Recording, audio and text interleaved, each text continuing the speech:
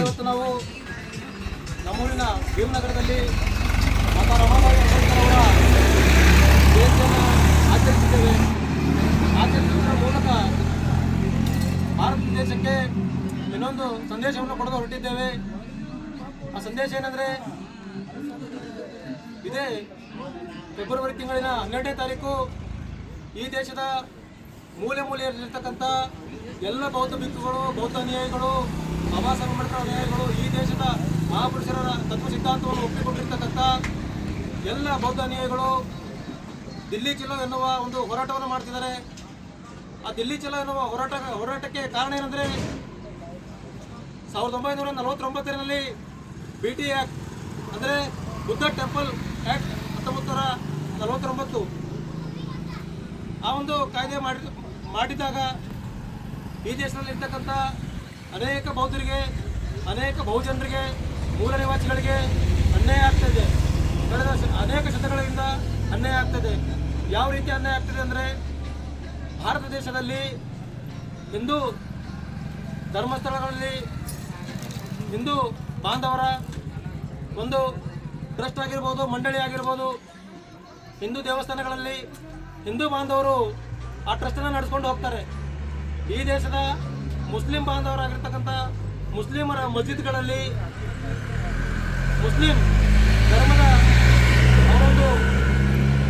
ಅವರ ಭಾವನೆಗೆ ಯಾವ ರೀತಿಯಾಗಿರುತ್ತೆ ಅಂತಹ ಸ್ಥಳಗಳಲ್ಲಿ ಮುಸ್ಲಿಂ ಬಾಂಧವರು ಆ ಟ್ರಸ್ಟನ್ನು, ಆ ಚಾರಿಟೇಬಲ್ ಟ್ರಸ್ಟನ್ನು ನಡೆಸ್ಕೊಂಡು ಹೋಗ್ತಾರೆ.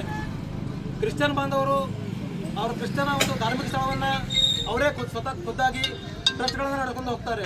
ಜೈನ ಬಾಂಧವರು ಕೂಡ ಹಾಗೆ. ಹಾಗಾದರೆ ಈ ದೇಶದಲ್ಲಿರ್ತಕ್ಕಂಥ 2500 ವರ್ಷಗಳಿಂದ ಈ ದೇಶದಲ್ಲಿ ಬೌದ್ಧರಿದ್ದಾರೆ. ಬುದ್ಧರ ಒಂದು ಅಸ್ಮಿತೆ ಇದೆ. ಸಾಮ್ರಾಟ್ ಅಶೋಕ್ ಮಹಾರಾಜರು ಅನೇಕ ವರ್ಷಗಳಿಂದ ಅಲ್ಲಿ ಭಗವಾನ್ ಗೌತಮ ಬುದ್ಧರಿಗೆ ಜ್ಞಾನೋದಯ ಆಗಿತ್ತು ಅನ್ನೋ ಕಾರಣಕ್ಕೋಸ್ಕರ ಅಲ್ಲಿ ನಮ್ಮ ಅಸ್ಮಿತೆಯನ್ನು ಪ್ರಾರಂಭಿಸಿದ್ದಾರೆ. ಅಲ್ಲಿಂದ 1949ರಿಂದ ಈ ದೇಶದ ಬೌದ್ಧರು, ಮೂಲ ನಿವಾಸಿಗಳು, ಬಹುಜನರು ಸಂಘರ್ಷವನ್ನು ಮಾಡ್ಕೊಂಡು ಬರ್ತಿದ್ದಾರೆ, ಹೋರಾಟವನ್ನು ಮಾಡ್ಕೊಂಡು ಬರ್ತಿದ್ದಾರೆ. ಬೌದ್ಧರ ಒಂದು ಅಸ್ಮಿತೆಯಲ್ಲಿ ಧಾರ್ಮಿಕ ಸ್ಥಳಗಳಲ್ಲಿ ಬೌದ್ಧರದೇ ಅಧಿಕಾರ ಆಗಿರಬೇಕು. ಆ ಕಾರಣಕ್ಕೋಸ್ಕರ ಈ ದೇಶದ ಮೂಲ ನಿವಾಸಿಗಳು, ಬೌದ್ಧರು ಎಲ್ಲರೂ ಕೂಡ ದಿಲ್ಲಿ ಚಲೋ ಎನ್ನುವ ಕಾರ್ಯಕ್ರಮವನ್ನು ಹಮ್ಮಿಕೊಂಡಿದ್ದಾರೆ. ನವದಿಲ್ಲಿಯ ರಾಮಲೀಲಾ ಮೈದಾನದಲ್ಲಿ 12ನೇ ತಾರೀಕು ಫೆಬ್ರವರಿ ಈ ದೇಶದ ಮೂಲ ನಿವಾಸಿಗಳು ಎಲ್ಲರೂ ಹೊರಟಿದ್ದಾರೆ. ಅಲ್ಲಿ ಹೊರಟಿರ್ತಕ್ಕಂಥ ಎಲ್ರಿಗೂ ಕೂಡ ಶುಭವನ್ನು ನಾವು ಕೋರುತ್ತೇವೆ. ಭೀಮ ಸಂಘರ್ಷ ಮಾರ್ಗದ ವತಿಯಿಂದ ಮತ್ತು ಭೀಮನಗರ ಮತ್ತು ಬುದ್ಧನಗರದ ಎಲ್ಲ ಭೀಮಾನುಯಾಯಿಗಳಿಂದ ಅವರಿಗೆ ಶುಭವನ್ನು ಕೋರುತ್ತೇವೆ. ಅವರ ಪ್ರಯಾಣ ಸುಖಕರವಾಗಿರಲಿ. ಮತ್ತು BT act, Buddha temple act 1949 ರದ್ದಾಗಲಿ. ಆ ಒಂದು ಧಾರ್ಮಿಕ ಸ್ಥಳ, ಬೌದ್ಧರ ಧಾರ್ಮಿಕ ಸ್ಥಳ ಪೂರ್ಣವಾಗಿ ಬೌದ್ಧರ ಕೈಗೆ ಸಿಗಲಿ ಅಂತ ಈ ಮೂಲಕ ದೇಶದ ಪ್ರಧಾನಿಗಳಾಗಿರ್ತಕ್ಕಂಥ ಮಾನ್ಯ ನರೇಂದ್ರ ಮೋದಿಗಳಿಗೂ ಕೂಡ ನಾನು ಮನವಿಯನ್ನು ಮಾಡಿಕೊಳ್ಳುತ್ತೇನೆ. ಬಿಹಾರದ ಮುಖ್ಯಮಂತ್ರಿಗಳಿಗೂ ಕೂಡ ನಾನು ಮನವಿಯನ್ನು ಮಾಡಿಕೊಳ್ಳುತ್ತೇನೆ. जय भीम, नमो बुद्ध. डॉक्टर बाबासाहेब आंबेडकरांचा, डॉक्टर बाबासाहेब आंबेडकरांचा. बौद्ध विहार आमच्या हक्काचा, नाही कोणाच्या बापाचा. बौद्ध विहार आमच्या हक्काचा, नाही कोणाच्या बापाचा. बौद्ध विहार आमच्या हक्काचा, नाही कोणाच्या बापाचा. जय भीम.